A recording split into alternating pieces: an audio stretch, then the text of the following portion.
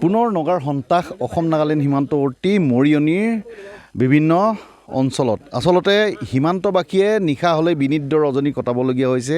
আতংকিত হৈ পৰিছে সীমান্তবাসী ৰাইজ মই বৰ্তমান উপস্থিত আছোঁ মৰিয়নিৰ সীমামূৰীয়া এটা অঞ্চলত সেউজী গাঁৱত এই সেউজী গাঁৱত যোৱা কিছুদিনৰ পৰা দেখা গৈছে যে নগাৰ এটা দল আহি অস্ত্ৰ শস্ত্ৰৰে সুসজ্জিত এটা দল আহি এই সেউজী গাঁৱৰ মাটিসমূহত আচলতে জৰীপ চলাই গৈছে আৰু এয়া কোনো লুকাই চুৰকে নহয় দিনৰ পোহৰে এই জৰীপ চলাইছে তাৰ পাছতো কিন্তু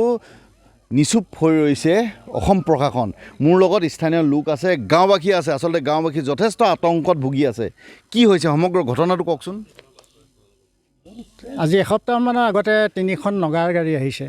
পুলিচ প্ৰশাসন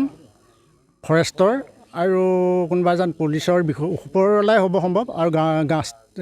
আউখাম বস্তিৰ গাঁওবুঢ়া তেওঁলোকে আহি পেলাই আমাৰ যিটো সীমাৰ সিটো পাৰৰ আমি খেতি বাৰী কৰি থকা মাটিবিলাকত তেওঁলোকে জৰীপ চলাইছে জৰীপ চলাইছে তেওঁলোকক সোধোতে কৈছে যে আমাৰ 2খন বস্তিৰ সীমাটো অলপমান গণ্ডগোল লাগিছে আমি সেই সীমাটো নিৰ্ধাৰণ কৰিবলৈ আহিছোঁ সীমাটো নিৰ্ধাৰণ কৰিবলৈ তেওঁলোকে আমাৰ ইয়ালৈ কেলৈ আহিব আমাৰ ইয়াততো তেওঁলোকৰ সীমা নাই গতিকে তেওঁলোকে ইয়ালৈ অহাৰ উদ্দেশ্যটো তেওঁলোকৰ বেলেগ কাৰণ যদি অকল সীমাটোৰ কাৰণেই আহিছিলে তেতিয়া আমাৰ এইবিলাকৰ ফটো কিয় ল'লে তেওঁলোকে আমাৰ ছাইডৰ মাটিবিলাকৰ খেতিবিলাকৰ ফটো উঠাই লৈ গৈছে গতিকে আমি ভয় খাইছোঁ যে 2016 চনত যিটো ঘটনা হৈছিলে তাৰ পুনৰাবৃত্তি হ'ব নেকি আমাৰ এটা ভয় লাগিছে গাঁৱৰ ৰাইজে আজি তাৰ বিষয়লৈ আমি মিটিং দিছিলোঁ আমাৰ স্থানীয় প্ৰশাসনক অৱগত কৰালোঁ কিন্তু আজিলৈকে আমাক প্ৰশাসনে এদিনো ইয়ালৈ অহা দেখা নাপালোঁ এইখিনিতে স্থানীয় এটা আমাৰ বেটেলিয়ন কেম্প আছে তেওঁলোকেও আমাক কোনোদিনেই আমাৰ লগত যোগাযোগ নকৰে আমি তেওঁলোকৰ পেট্ৰলিং কৰি দেখা নাপাওঁ গতিকে আমি খুব ভয়াতুৰ হৈ গৈছোঁ গাঁৱৰ ৰাইজে সদায় উজাগৰি নিৰ্ধাৰত কটাবলগীয়া হৈছে তাৰ বিষয়লৈ আমি আজি আলোচনা কৰিছিলোঁ আমি প্ৰশাসনক আহ্বান কৰোঁ যে যাতে আমাক এটা স্থায়ী সমাধান এটা স্থায়ী নিৰাপত্তাৰ ব্যৱস্থা কৰি দিয়ে আপোনালোকৰ এই গাঁওখনৰ পৰা যি সীমান্ত নিৰীক্ষণৰ বাবে এটা আৰক্ষী চকী আছে আৰক্ষী চাউনী আছে কিমান দূৰত আছে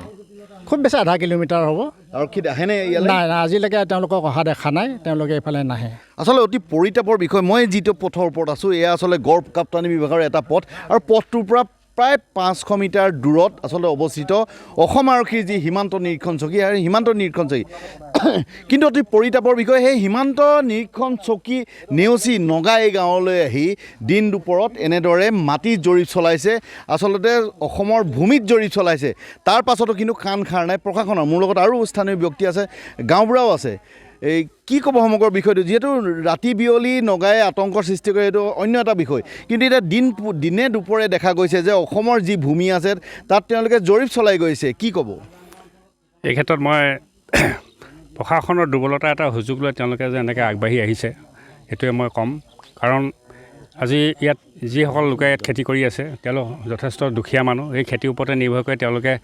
আমাৰ ৰেভিনিউ ভিলেজৰ কাষত পাহাৰৰ দাঁতিত ইয়াৰ ধান খেতি চাহ বাগান তামোল গছ এনেকৈ ৰুই পিনে তেওঁলোকে জীৱিকা নিৰ্বাহ কৰি আছে আৰু মাজে সময়ে নগা আহি ইয়াত অকণমান তেওঁলোকক আমনি কৰি আছে আজি প্ৰায় এসপ্তাহ পূৰ্বে নাগালেণ্ডৰ পৰা তেওঁলোকৰ ফৰেষ্টৰ আৰু প্ৰশাসনীয় লোক লগতে গাঁও প্ৰধান আহি ইয়াতে তেওঁলোকে লগ পাই তেওঁলোকে সুধিছে যে কি কাৰণে ইয়ালৈ আহিছে তেতিয়া তেওঁলোকে কৈছে যে আমি এইটো এটা চাবলৈ আহিছে এইটো আমি 2খন গাঁৱৰ যিটো মাটি সীমা আমাৰ নিৰ্ধাৰণ হোৱা নাই গতিকে আমি সেইটো চাবৰ কাৰণে আমি ইয়ালৈ আহিছে কিন্তু আমি জানিব পৰা মতে তেওঁলোকে যিহেতু তেওঁলোকৰ মনত এটা বেলেগ ভাৱ থাকে আৰু মুখে বেলেগ এটা কয় সেইকাৰণে আমাৰ এটা সন্দেহৰ ভাৱ এটা আহিছে স্থানীয় ৰাইজৰ আৰু সেই সূত্ৰে জানে যিকোনো পৰিস্থিতিত হয়তো কিবা অপ্ৰীতিকৰ ঘটনা হ'ব পাৰে নেকি বুলি এই গাঁৱৰ ৰাইজে উজাগৰ থাকিবলগীয়া হৈছে গতিকে এই ক্ষেত্ৰত মই অসম চৰকাৰ তথা আমাৰ স্থানীয় প্ৰশাসনক এই ক্ষেত্ৰত তেওঁলোকক এটা সুব্যৱস্থা বা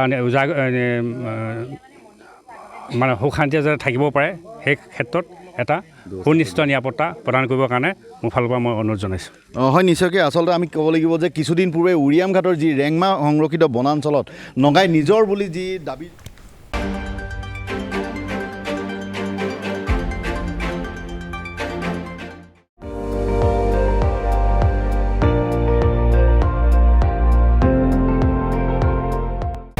আপুনি চাই আছে ND24 সৰ্বশ্ৰেষ্ঠ নহয় সৰ্বোত্তমৰ দৌৰা